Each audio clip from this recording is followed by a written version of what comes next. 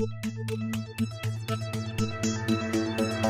morning. I'm Allie Brandenberger. I'm CEO and co-founder of TheBridge. So thank you everybody for being here.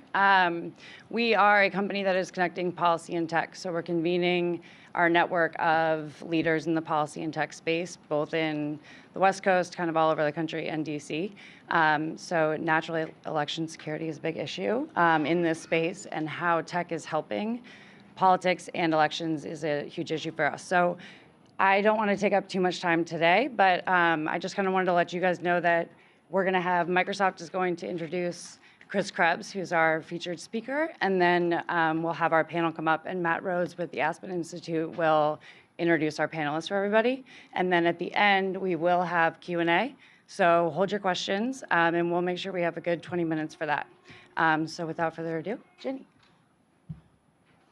Hey, good morning. I am Ginny Bedaines. I'm the Director of Strategic Projects here at Microsoft for our Defending Democracy program.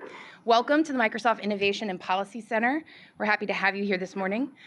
I'd be remiss if I didn't start the morning by mentioning a loss that we had in the Microsoft family yesterday. Our co-founder, Paul Allen, passed away. And as I was online looking at the various remembrances and tributes that were coming through, I found one quote that seemed to keep coming up that was attributed to him. He said, "Any crusade requires optimism and the ambition to aim high." And I thought that that was really fitting for the conversation that we're setting out here today to have, where we're taking on the very real, ambitious challenge of defending our elections. Microsoft formed the Defending Democracy program in April of this year, aiming to figure out how we fit in and could most impact security around elections and campaigns. We entered into the effort with the full awareness that this was not a singular responsibility of one entity. This cannot be solved alone by the federal government. It cannot be solved alone by the tech industry, by local election officials, or by NGOs. Rather, this is a collaborative effort where we all come together and play our role in defending these vital institutions. In that vein, I'm honored to introduce to you this morning Chris Krebs, Undersecretary of the Department of Homeland Security's National Protection and Programs Directorate. And if you think that's a mouthful and isn't quite clear, you're not alone. Earlier this month, the Senate voted to rename NPPD the Cybersecurity Infrastructure Security Agency, and it looks promising that the House will follow suit shortly. So we have limited time this morning, and as much as I could sit here and espouse all the great things that Chris Krebs has done in his career, I think it's better to just turn it over to him and let him tell you about the wonderful work that DHS is currently doing. So with that, Chris Krebs. Thank you, Jenny. This is it's always nice to come back here. I spent 3 or 4 years just down that hall, and the facilities I'm in now at DHS, unfortunately, aren't quite as nice as this space, so I traded down to a certain respect. But thank you again. So one of the things I want to touch on today is not just the work DHS has done, really emphasize the work that as a community, both government, industry, and the American voter has done as well over the last couple of years to ensure that 2018 midterms are, lead up to being the most secure election in the modern era. And I'll explain what I mean by that in just a minute. I've increasingly talked over the last few months about the way I see the world today in terms of anniversaries and significant anniversaries, and I've boiled it down to about 3 right now. One is September 11th, 17 years ago. 2 is 2 years ago, the Russian attempts to interfere with the 2016 presidential election. And then the 3rd anniversary is 1957 and the Russians launching Sputnik. So what's the context? Where am I going with this? So first on 9/11, that was a failure of intelligence and a failure of imagination. Failure of intelligence, and that we didn't fuse all the information together to really understand what was going on and take the appropriate action. And then the second was the failure of imagination. It's what our adversaries could do to use our own, in part, our own infrastructure against us and really undermine where we are as a people and our confidence and in our government's ability to protect us. So what does that mean to now? So first and foremost, 15 years ago, 2 years after 9/11, the Department of Homeland Security was created. My organization was created a few years after that. We'll get that name change that Jenny talked about hopefully in a couple weeks here. But our responsibility is coordinating federal efforts to protect critical infrastructure. 2 years ago, when the Russians attempted to interfere, and in some cases did interfere with the 2016 election. That was a galvanizing moment. I think historically, up to then, the American public had been thinking about cybersecurity from an intellectual property theft perspective, from a financial crime perspective. I think that was really the first time across government and the public that we recognized that cybersecurity could be used to destabilize government, to destabilize our democratic institutions. As a result, the Department of Homeland Security designated elections a critical infrastructure subsector. That designation was not one that happened necessarily smoothly. There was some challenges in the partnerships. But in terms of where we are today, I want to kind of walk through three quick buckets. One is where we are today. What's the work that we have made as a community over the last year and a half, 2 years? The second is, given that we're 3 weeks out, 21 days now from the midterm election, what do we think might happen? What are we seeing kind of in the ecosystem? DHS released a report last week that talked a little bit about what we're seeing out there. And then third is, what can we do together? So in terms of where we've come, it's really important to recognize and underscore that state and local election officials are responsible for administering federal elections in the United States. That is, right now, that's just an absolute truism. The responsibility on the federal government is to provide technical resources, support, and information. What is it, those things that we can do uniquely, including intelligence, to help state and local officials secure their networks?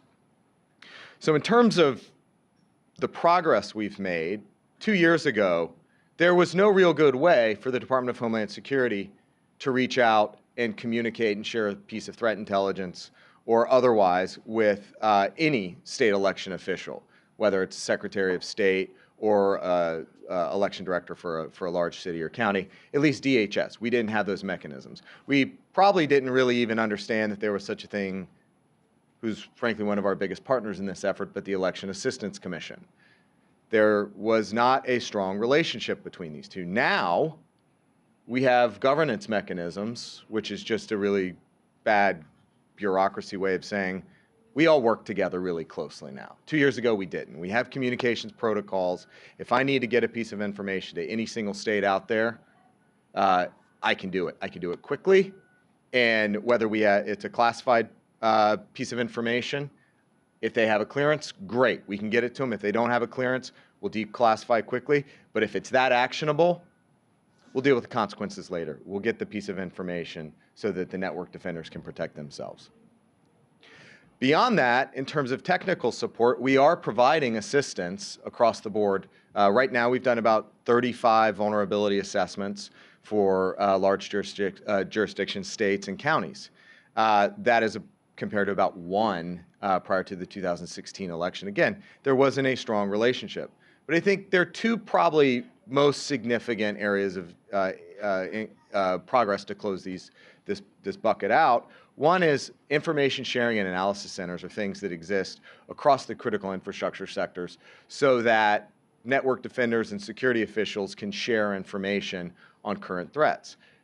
As of February, beginning of February of this year, there was no election-related information sharing and analysis center. As of today, the Election Infrastructure Information Sharing and Analysis Center has participation from all 50 states and over 13 counties or local jurisdictions. That's one of the fastest growing ISACs across any infrastructure sector across the 16 sectors. That shows the commitment, not just of DHS, but of the election officials out there. They take this seriously, they've dedicated resources, and they're participating, seeing this as a team sport. The second significant amount of progress we've made is in terms of what's called an Albert sensor. An Albert sensor is an intrusion detection sensor that we push out to state partners through what's known as the multi-state ISAC. It's another information sharing analysis center. So prior to the 2016 election, it was about less than 30% of state election officials and their networks were behind this intrusion detection system. As of today, in the run-up to the election in 3 weeks, over 92% of state election officials and their networks will be behind these intrusion detection sensors. That's a significant amount of progress. 100% is the stretch goal. We'll be there by 2020. But what that gets us is the ability to push the same indicators that protect federal networks out to state networks. That's a significant amount of progress. And we're not going to stop there. We're going to continue to increase these partnerships and the ability of technical resources. But whether a state or local official takes a DHS service, as long as they take some service, whether it's in-house or from one of the partners we'll hear from later, that's what matters. It's contributing to the overall network defense of these election systems. So with that in mind, where are we right now from what we're seeing in the threat ecosystem? So there was some reporting yesterday about a DHS alert that was issued last week. This is another sign of progress. So the report seems to indicate that there's been an uptick in activity. It's not an uptick in activity. What we're getting right now is an increase in reporting from our state and local partners to DHS of what was happening anyway. 2 years ago, there was no flow of reporting. That activity was staying, the reporting was staying in the state networks. Now it's all flowing up to DHS, so we have the bigger picture, the bigger mosaic of what's happening, a more comprehensive threat picture of what's going on out there across state and local networks. Are we seeing an uptick? I don't know if we are. I think we're seeing a consistent and persistent level of activity, whether it's just simple scanning, looking for an open network, a misconfigured network. We continue to see phishing and spear phishing campaigns. But in terms of increase over baseline, we don't have a really good sense of if there's a dedicated campaign. Certainly from an intelligence perspective, we don't have any indicators that there's a significant campaign afoot as there was in 2016. So what does that mean for us from a defensive and preparation perspective? We're going to plan, and we are planning, and we're working with our state and local partners to plan as if they'll come back as they did in 16. And what does that mean? It's covering down on the basics. It's cyber hygiene. It's 101 type stuff. Making sure that systems are configured the right way. We're issuing guidance. Congress made a significant down payment, $380 million, earlier this spring in the omnibus, the FY18 omnibus, that allowed states to invest in additional cybersecurity measures. We're not going to stop there. One of the things we did with that, alongside working with our partners in the Government Coordinating Council, was issue guidance that drew from risk and vulnerability assessments that DHS had conducted over the last couple years, or last year or so, and highlighted some of the things that states, if they needed a wish list of how to develop an investment plan, provided some recommendations. So given that we're not seeing a real increase in activity, what do we think may happen? So keeping in mind that in 2017 or 2016, as described in the intelligence community assessment, there were 3 areas of activity. One was the technical cybersecurity efforts to compromise state and local election infrastructure. The second piece was hack and leak operations against campaigns and political candidates, and then leaking that information, so hacking their email and releasing via third parties. And then the third is just the standard information operations running across social media platforms. So when I sit back and I think about what may happen in this intervening three weeks, I think hack and leak is still an opportunity for the adversary, continue to push guidance to political campaigns, and working closely with a number of the vendors. We also think that social media, we've seen continued social media and information operations by the Russians to push divisiveness, to sow discord across the American public, really find issues that have clear lines down the middle in amplifying the separation between the American voter. We continue to see that. We will continue to see that. When you think about it, the cost of investing in those operations is fairly low. Yeah, there's some preparation. You have to develop accounts, season the account, and all that good stuff. It's pretty effective, and it's low cost or low risk. You know, once this happens, they kind of they can hit it and leave. On a technical cybersecurity perspective, it's probably a little bit more expensive to develop these operations, stand up the infrastructure, lay the groundwork for the attack. It's certainly not as effective, technically, as an information operation, and the risk is significantly higher from actually being on network and having presence. So two buckets right there of attacking equipment, election infrastructure, information operations. The third piece that I think about right now is something that happens, it's a hybrid attack, a combination of the two. Think about a day before or 2 days before some sort of activity where there's a spear phishing campaign that leads to a compromise of a network and then dropping a web server and taking down voter precinct check, any sort of information where a voter would need to check where they're registered to vote, are they registered to vote, where are they supposed to go voting, anything that would drive uncertainty across the voting public. That's probably the area that we're going to see some activity if we were to see anything. It wouldn't be necessarily in disrupting or compromising equipment at this point in terms of changing the tally of votes. We've never seen them with access to actual vote tabulation. But it's undermining confidence in our democratic institutions. It's undermining the principle of the way we vote. That's probably the most, that's the biggest space for opportunity. So what can we do about that?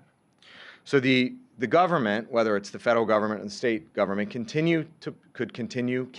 and will continue to push the basic cyber practices.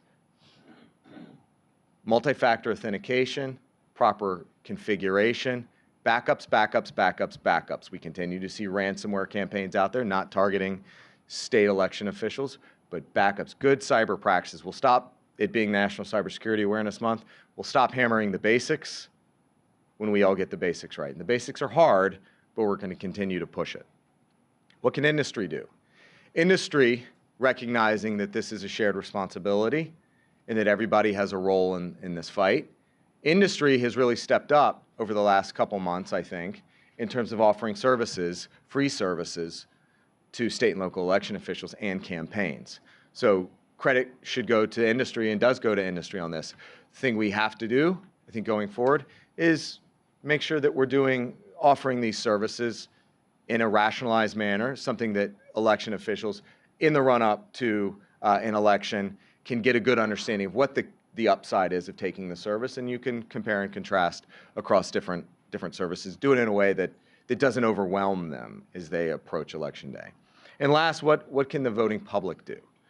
Right now, when you leave here or when you go home tonight, check your voter registration, check to make sure you know where you're registered to vote, so when November 6th rolls around, you know exactly where you're going. Know what any identification requirements may be prepared. The last thing, know your rights. Every state does vote provisional ballots a little bit different, but let's be clear, whether it's a technical glitch, a weather related event, something always happens, whether it's Election Day or primary day, something always happens. Some curveball comes down. So just know your rights. So if something goes wrong, you have the right to request a provisional ballot. Do that. But everybody's got a role to play here. I think this goes back to my third anniversary, and that's 1957 and Sputnik. When Sputnik went up and the United States realized that the Russians had gotten an artificial satellite into low Earth orbit before we did, it had two things. One, the technological might of the U.S. was put into question, but also, given the ICBM that launched that satellite up into space, the American public now realized that the Russians could jump across those oceans, whether it was the Atlantic or the Pacific, and everything was a little bit closer to home. The internet brings us the same realization, and that other nation states can influence the way we vote and can undermine or attempt to undermine our confidence. And as a result, there was a mobilization across government, industry, and the public to support that push to space. We're in the same spot right now. Government, industry, and the public have a role in securing the vote, and looking forward to the rest of the conversation today. But thank you for the opportunity to speak. When you go home tonight, make sure you know where you're going to vote. Thank you. My name's Matt Rhodes. I'm the Managing Director of the Cyber and Technology Program at the Aspen Institute. And I want to thank our hosts, TheBridge, Synack, and Microsoft for having us here today. Also like to thank Undersecretary Krebs for giving us an overview of the efforts that are going on from the USG side. And I'm honored to be here with representatives of a few companies so we can see some of those private sector efforts that he referenced as well. And so to do that, I have at the far end, Alyssa Starzak. Alyssa's Head of Public Policy at Cloudflare. In the middle is Ethan Chumley. Ethan's a cyber strategist on the Defending Democracy program here at Microsoft. And next to me is Jay Kaplan, the CEO and co-founder of Synack. My hope is to eventually, in the short time we have here together, get to some of the challenges that these folks are seeing, some of the threats that are out there, and to talk a little bit about both what happens leading up to 2018, but beyond that. But before we get there, I think it's important for everybody to provide a little bit of a context on what each of you are doing. So Jay, perhaps I'll start with you and we can just work our way down. If you could provide an overview of the types of products and services that you all are offering, how long you've been offering these services, and I think also to whom. So who is, in this case, the customer on the other end that you're interacting with and offering those services to? Yeah, great. Thanks, Matt. So good morning, everyone. I started Synack about 6 years ago. I came out of NSA before founding the company under the simple premise that most enterprises and government institutions are having a really difficult time understanding where their vulnerabilities are. Chris just talked a little bit about how DHS is helping scan at the state level. They're doing this at the federal level, but scanning is just not enough. And so we created a company where we actually crowdsource vulnerability discovery across large enterprises and government agencies, basically meaning we recruit a global network of hackers in over 65 countries and leverage them to help us understand where are the vulnerabilities that are going to enable the bad guys to get in. We've been doing this for 6 years, and we really recognize this is the future. This is how all organizations are going to be doing this type of vulnerability identification, and we're seeing tremendous success. From an election security standpoint, we were really excited about 6 months ago to announce our Secure the Election initiative, where we're effectively providing $550,000 of pro bono services and products to states to help them secure their voter registration systems. And we're starting with just that, and we're moving beyond that, hopefully, in preparation for the 2020 presidential. Not enough time to secure the voting systems themselves for the midterms, but we're hoping to get there. And basically what we're doing is saying, look, utilize our crowdsourced network of hackers, leverage them to figure out where we're insecure at the voter registration level and anything really that is accessible publicly from the internet, and let us help you remediate those problems, because you have to start somewhere. And we're starting to make some progress. It's slow, but we're hoping to further that campaign, and we're actually today announcing an additional $500,000 in preparation for the 2020 presidential. Hopefully, we can make a difference. Right? Great. Thanks again, everyone, for coming. I'm Ethan Chumley on Microsoft's Defending Democracy team. And what we're doing in the space, I think, really spans a variety of issues. And I think it starts by just the fact that I'm on the Defending Democracy team. We have a dedicated team of about 8 people across the world that are focused exclusively on security issues in the campaigns and election space. We've rolled out a number of programs over the last few months since our team came into creation in March of this year. I think most notably is a program that we're calling Account Guard. Account Guard is a service that's offered to political campaigns, think tanks, sort of a broad spectrum of users in the campaigns and election space. And it really offers 3 things. The first is a training component to Account Guard. Like Chris was alluding to earlier, there's nothing that we can do on the tech side that's better than people understanding the security fundamentals up front. Right? That's multi-factor authentication. That's recognizing a phishing email. So if we can nail that training component, that's great. The second is really sort of the sweet sauce of Account Guard, and it's cross-account linking. And what does that mean? In, for example, a political campaign, you might have a campaign-assigned email account and an organizationally managed email account. and the staff and people, key affiliates related to the staff have personal email accounts as well. For a long time, Microsoft has had a nation-state notification process. If your organizational account, if we believe it's been compromised or breached by a nation-state actor, we tell you. What Account Guard allows you to do is it allows individuals and organizations to opt in and identify those key personal email accounts. Those are personal Outlook.com, Hotmail.com accounts. So that if, for example, on a campaign, if a candidate's spouse on their personal account is compromised or targeted by a nation state, we notify both them and we notify the campaign because it's likely that they're being targeted because of their affiliation with that organization. So that's Account Guard. I guess the third pillar also is access to private preview and early adopter opportunities, particularly in the security space around our O365. That's our cloud email productivity suite. So good morning, everyone. I'm Alyssa Starzak. I'm head of public policy at Cloudflare. Cloudflare is a web security and optimization company that was founded in 2010. And what does that mean as a practice? In 2010, our founders realized that there was a gap between the largest enterprise and the small ones. So the large enterprises had security, they had faster websites, and small ones didn't. And so they were seeing a divided internet. And so what they decided to do is to fix that gap, offer services that allowed smaller enterprises to speed up their internet and secure it from things like DDoS attack, from common attacks like SQL injection, a variety of things that are just common cyber attacks. So that is the sort of foundation of where we are as a company. In 2014, we realized that in order to do what we wanted to do, which our mission is to help build a better internet, we had to provide services to entities that shouldn't be knocked offline. So we started offering free services to civil society groups, to human rights groups, to media organizations that we really thought had an important place to play on the internet. So our election work actually comes out of that work. So we started, after offering free services, we realized that this was something that was an incredibly useful thing for companies or entities that didn't have the money to pay for it, but were really important. So in December of last year, we started working with Alabama in conjunction with their special election in order to secure their website. So the idea was to make sure that if you got a ton of traffic on the day of the election or on the day of a voter registration, for example, your website didn't go down. And if there was a cyber attack because somebody was trying to take your website offline or somebody was trying to deface your website, for example, that also wouldn't happen.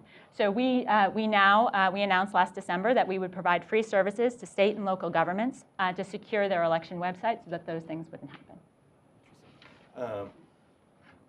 Jay, you mentioned at the beginning that you have a network of experts and you often crowdsource them in terms of vulnerabilities. I'd be interested to hear any outputs you've received from your network in terms of what some of the great threats are in this space that you're seeing, particularly recently. Yeah, certainly. I think what we've begun to recognize is that voting registration systems, voting machines are not dissimilar to the same systems being run by large enterprises and corporations around the world. At the end of the day, they're just computers, and they're vulnerable just like our phones are, our laptops sitting at home.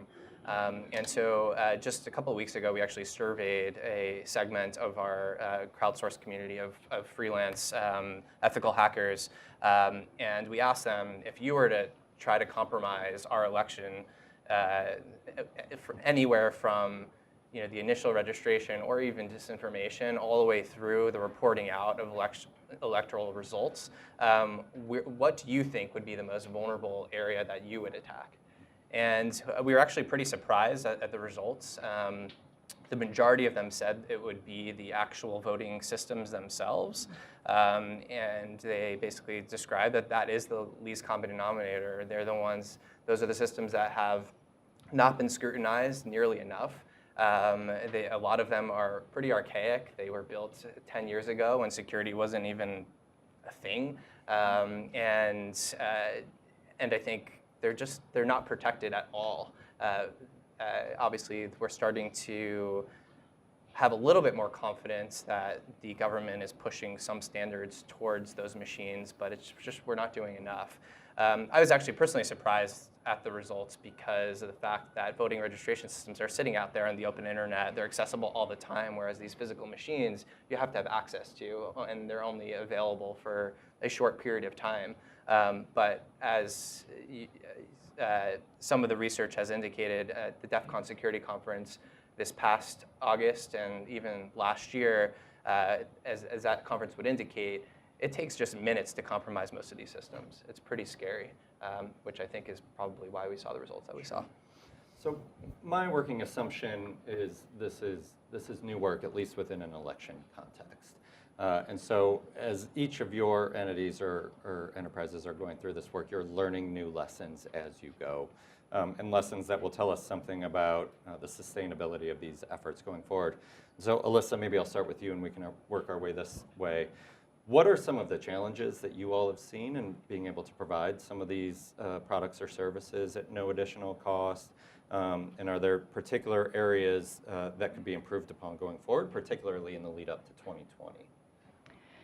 So I think one of the interesting pieces that maybe you referenced, and certainly that Chris referenced, one of the interesting things about the election space is it's all about voter confidence. So as you think about it, as the reporters in the room think about it, some of it is making sure that people actually have confidence that their votes are counted and that their websites are up to speed. And I think one of the challenges is that we have to be really cautious as we roll out products, as we talk about it, to make sure that we're not scaring people into doing exactly what we're trying to prevent. Which is to undermine voter confidence. And I think that there's a lot that can be done in that space, just to talk about all the positive things that are happening, all of the developments, all the ways we're learning to protect, while recognizing that there are still a lot of threats. I think on the more direct challenges, I think what we're seeing, at least in our interactions with state and local governments, is that we're seeing an incredible range of skill sets. So we have some states that are incredibly capable on the tech side. They know what they're doing. They're very sophisticated. And then we have smaller municipalities that have barely thought about it at all, and they sort of recognize it's a big issue out there. But they have small IT departments at best. Maybe they have a shared IT department. Maybe they have one guy who runs their website, for example. And they're not only trying to juggle resources, they're trying to figure out what do we do with our one guy? Do we build our website? How do we secure it? How do we think about it? And I think we have to come up with a more robust scheme to address the challenges for all of those players. So from the very sophisticated to the not so sophisticated, and give them an easy playbook. I think Microsoft has done great stuff in that regard. I think the challenge is going to be trying to figure out how to make it accessible to everybody, from the most sophisticated to the least sophisticated. Yeah, I absolutely echo that. I think one of the biggest challenges across the whole campaign election ecosystem, from voter registration, sign-up, campaigns, committees, election authorities, results reporting, is the varied skill sets. And oftentimes those players have sort of the working staff IT level of a small startup. Maybe they have one full-time IT staffer, maybe.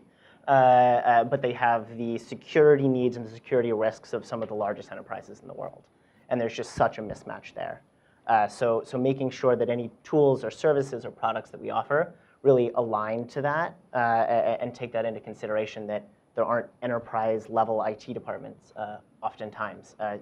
Not exclusively, certainly some states do, but I think that's one big thing. Another challenge into offering products at reduced or no cost are the legal requirements around that in this space. I mean, there are different, a corporation can't make an in-kind contribution to a political campaign. There are federal and state elections and ethics laws that prohibit you from discounting or offering free services. And navigating those legal complexities is certainly a challenge to get services at a price point that these organizations can afford and take advantage of. When we rolled out Account Guard, we wanted to offer that service to political campaigns, to political parties. And one of the big issues we faced is this was what we felt was just a simple add-on to services they were already paying for, their existing customers. But we actually went to the FEC for an advisory opinion, just to make sure that we were legally allowed to offer this service to campaigns and to parties. And fortunately, the FEC agreed with us in that we got a unanimous yes, that what we were doing was okay. But that was certainly a challenge. Yeah, I mean, just to echo that sentiment, I mean, if our uptake has been an example of how broken the system is, it's kind of scary, right? We're offering free services, and we've had maybe 10 states engaged. We've sent a letter to every single Secretary of State telling them, look, we are here to help you. And the response was practically, there was no response. It took us probing and reaching out over and over again to actually get people to say, like, okay, like, yeah, all right, tell us more about this, which kind of blew my mind. I mean, but once they started to learn what we're able to provide them, I think they became interested. And I think this is really just a function of the talent problem, right? I mean, we don't have the right cybersecurity expertise sitting within the state and local level. We need more guidance from the federal level, and certainly have appreciation for what DHS is doing, but it's just not enough. We can cover the basics. We can talk about basics all day long, but Russian hackers, I'm sorry, they're not basic, right? They're very, very sophisticated, very well funded, and if we have two-factor authentication, good for us, but they're going to be using much more sophisticated zero-day vulnerabilities and exploits to try to compromise our electoral system. So, I'm not trying to scare anyone. I think it's important to have confidence, but I think we still have just a long way to go before we can catch up to the people that are attacking us every single day. You mentioned your initial outreach didn't receive a whole lot of response. Have you noticed that as you begin to work with some of your partners and trust begins to build in those relationships, is that having a snowball effect, making it easier to work with other new partners as well, or do those same sort of hurdles and challenges exist? It's certainly helping. I think we are definitely seeing states talking to each other, and that communication has become way more open than I think it has in the past. But still, there doesn't seem to be this unified mission or strategy. There's no playbook on how to secure your cybersecurity for the election. And until we start seeing, I think, the federal government step in and say, look, this is best practice for voter registration systems, or even create their own voter registration systems for the states to leverage, similarly for the voting systems themselves, and pretty much all the way through the process. It's game over. I mean, we just can't win. We have a problem in industry right now. The largest banks in the world can't hire enough cybersecurity talent. There's an estimated 3.5 open cybersecurity jobs by 2021, according to Cybersecurity Ventures. And if industry, who's paying hundreds of thousands of dollars to cybersecurity practitioners, can't hire these people, how is a local municipality supposed to hire the right talent to secure their elections? Sure. Ethan, I'm struck by the sustainability challenge, or the possible sustainability challenge of these efforts. Alyssa mentioned one of the greatest challenges is making sure these services or products are accessible to everybody, but there's also a financial cost. There's a capacity cost to each of your enterprises as well. Looking at 2018 and then perhaps beyond, are you confident that each of you can continue to provide these types of services going forward? And would that require a sort of flexing of capacity within each organization as well? Yeah, sure. I mean, speaking for Microsoft, we're certainly committed to continuing our efforts through the 2018, through the 2020 elections and beyond. I think that the sustainability question is an interesting one because 2-3 years ago, we weren't having these conversations at all. And now we see this enormous groundswell of companies that are willing to come together and support this effort. And I don't see that going away, right? I think that's here, and I think that that's here to stay. So I think that you'll continue to see corporate commitment. You'll continue to see commitment from civic organizations and civic enterprises that are coming together to try to solve this problem as well. I think we, as Microsoft, are going to look at the problem, look at 2018, look at what we did here, and gather lessons learned. Maybe turn an international eye, right? The next election is not in 2020. There's an election almost every week somewhere in the world. And we can continue to learn, we can continue to grow and figure out what works for this community and what doesn't, continuing to refine that. And then, of course, take anything that we learn, bring it back stateside for 2020. Yeah. Alyssa and then maybe Jay, are you also looking beyond 2018? And is there any thought to looking internationally as well? Yeah, so we are absolutely committed beyond 2018. Once we've started a project, we think it's very important for it to continue. And frankly, one of the biggest challenges you mentioned on the state and local level, people are skeptics, right? Why are you offering this? Are you just going to turn around and charge us? And I think it's really important that we do commit to not doing that, because we want it to be sustainable. On the international side, I think a lot of the issues that Ethan raised on legal challenges, we have to deal with those internationally as well. It's a complicated thing. I think we'd love to be able to expand, but it's a challenge. Sure. Similarly, as I mentioned at the beginning, we're definitely committed to helping ahead of the 2020 presidential and probably beyond that. I feel personally connected to this mission, and I want to see it through. I want to see us help make our election systems more secure, and we're slowly getting there, but there's still a ton of work to do. We currently work with at least 10 different federal agencies. We work with the Pentagon through the Hack the Pentagon program, who are currently paying for our services. But of course, state and local don't have that same funding. And this new infusion of capital, the $380 million that was just allocated to the states, I think will certainly help them beyond just the free services, because there's definitely way more they need to be doing than just what we're offering. But it's great, it's great that we're moving in the right direction. I think the real question is, do they know how to spend that money? Because they don't have the right guidance today. Sure. Let me ask one more question of each of you, and then we'll turn it to the audience for some audience Q&A as well. And Alyssa, I'll put you on the spot first. If you could ask from the federal government one thing they could do, large or small, that could help you going beyond the next few weeks, where do you think they ought to prioritize? I'm assuming you mean in the election space. Yes. I could go all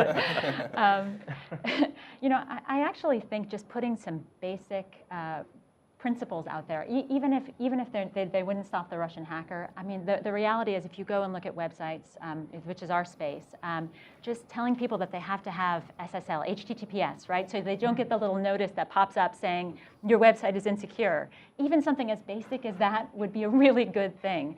And I think DHS tries very hard. I think the reality of the federal-state interaction is always a challenging one, recognizing that states have their own authority.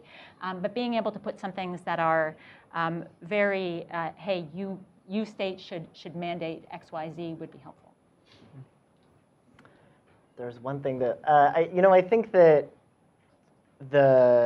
like Chris Krebs said earlier, we can't really talk about the advanced stuff until we get the basics right.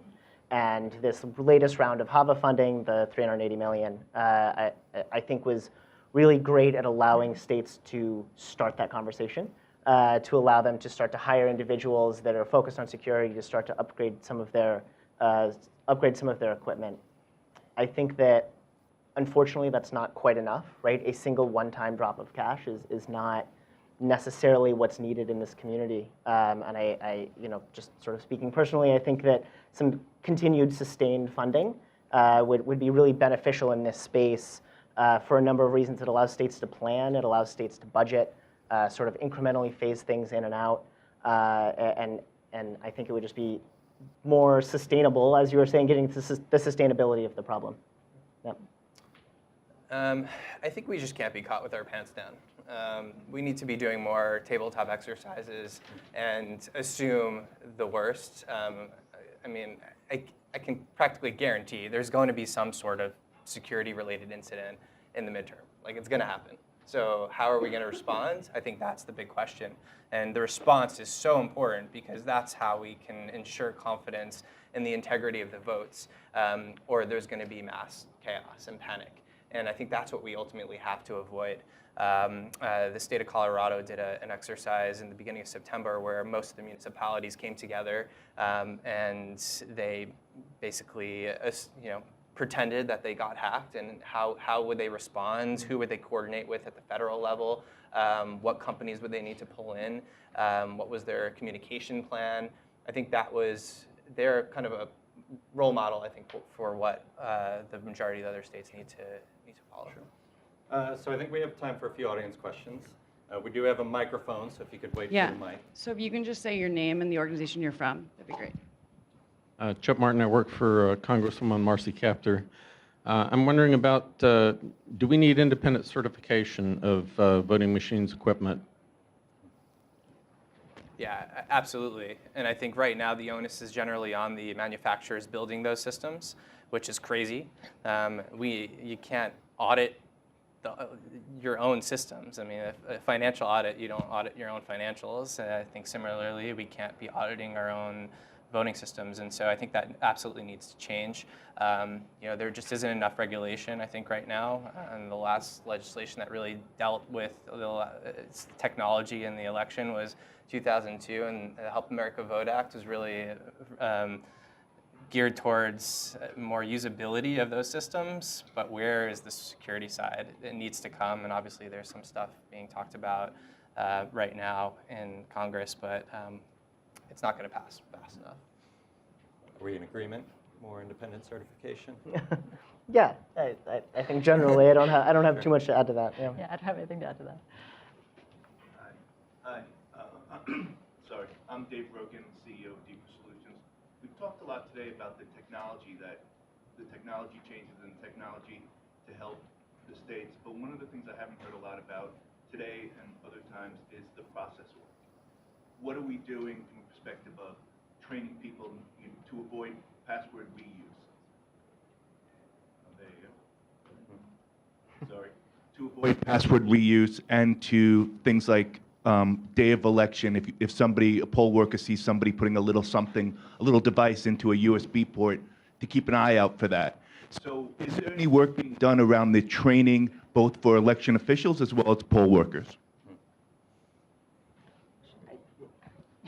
I don't think that's necessarily anything that anyone up on the panel is doing, but I know that certainly Chris and his team in the Election Assistance Commission are working with and putting together trainings for elections officials on the procedural and the process side, but nothing at least that I'm involved.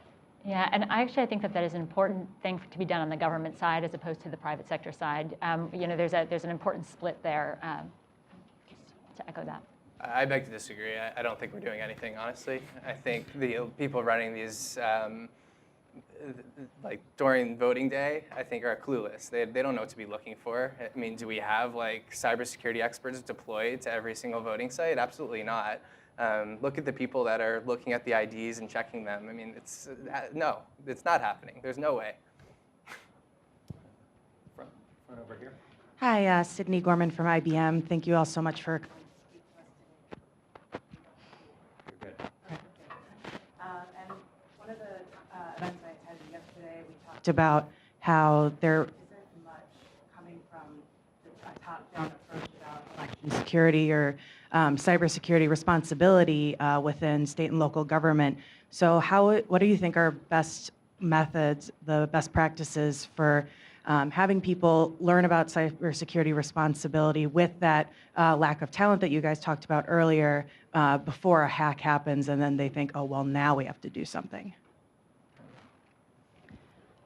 So I would say, I would disagree with that a little bit. I think it depends a lot on the state, frankly. So I think some states, that secretaries of state, a lot of them have gotten the message that this is an incredibly important issue. That doesn't mean they necessarily have the talent they need, to your question. But I think that there is certainly an interest in figuring out how to do this. And I think that gets to the private sector side. The more we can help them, provide them services, provide them things that they can do, and the more the government can help direct, hey, this is what these are used for, this is what you might want here, giving them options, recognizing that what we are offering are a set of tools for them to use, the better off we'll all be.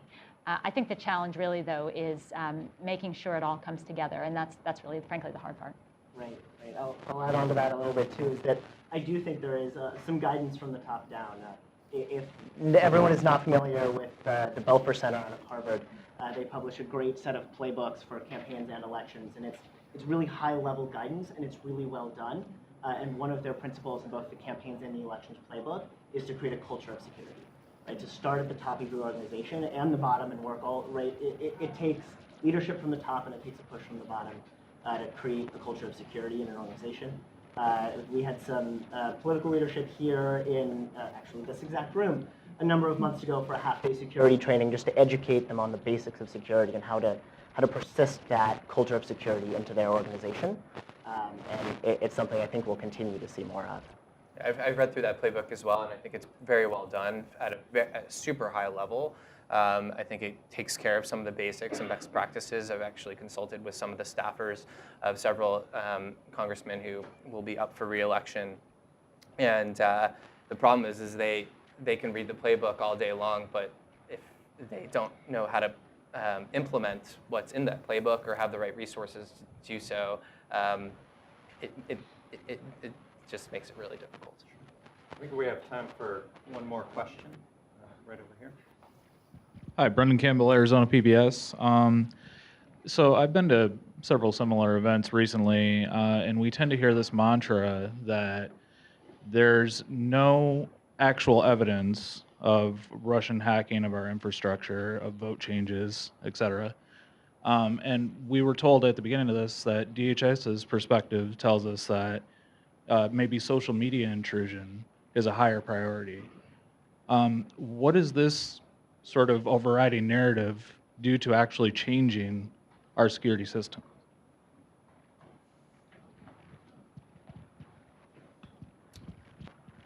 I think first and foremost, we don't have proper auditability of the systems that are in place. So logging and being able to do forensic analysis on those systems to see, like, has anyone actually compromised them in some way, shape, or form? I know there's a huge push right now to make sure every single election system has a paper ballot. I think that's really important because that at least gives us some backup. And without that, we're in a pretty tough spot. But then again, you have all of these systems. We have so many, thousands of systems deployed globally. Who's analyzing them? It's really difficult. And I'll tell you, from a state-sponsored attack level, it's pretty easy to cover up your tracks. I did it all the time at the NSA. That was my job. And so, you know, it's just a tough challenge. But I don't think we can ignore the technology side. Certainly, social media is just as important, and we saw that in our last election. I think we have to strike the right balance, but we need to be focused very holistically across the board, end to end. I would echo that last point. I think the key is that you can't, there are risks in all of those different areas. If you focus exclusively on one and miss the others, that doesn't help you. So you don't necessarily know what kind of attacks you're going to get. And I think the challenge is to make sure that you've done your best to cover the waterfront. What's being done to gather that evidence that there would be actual hacking of Chris? Right. You know, I mean, I think all of us, I think every state is looking for information about threats, and that is, I mean, as we look around for Chris, that is the reality that DHS has been looking at those issues. If you look at what happened after the 2016 election, they did do forensics as much as they could after the fact to see what had happened. But of the, I think it was 38 states that DHS came and said there was evidence of some sort of hacking, Colorado was the only state that actually proactively came forward and said, hey, we found evidence of this. We were proactively monitoring our systems. And I think that's scary, right, in itself. We can't be reliant on DHS to tell us after the fact. It has to be monitored proactively before it actually happens. Yeah, I would just agree with that. I think that the Department of Homeland Security, and a shout out to CIS as well with their Albert sensors, and right, I think that they're doing a really great job of collecting that intelligence, and then looking at the state level. Right, it's wonderful to see the states that Synack has worked with. We've worked with the state of Minnesota on just proactive security reviews and making sure that you have that additional layer of intelligence at the state level and at each individual system. I think we have a brief announcement from Allie, but before we turn there, if you wouldn't mind helping me thank Alyssa, Ethan, and Jay for their insights this morning and for being here. Thank you all.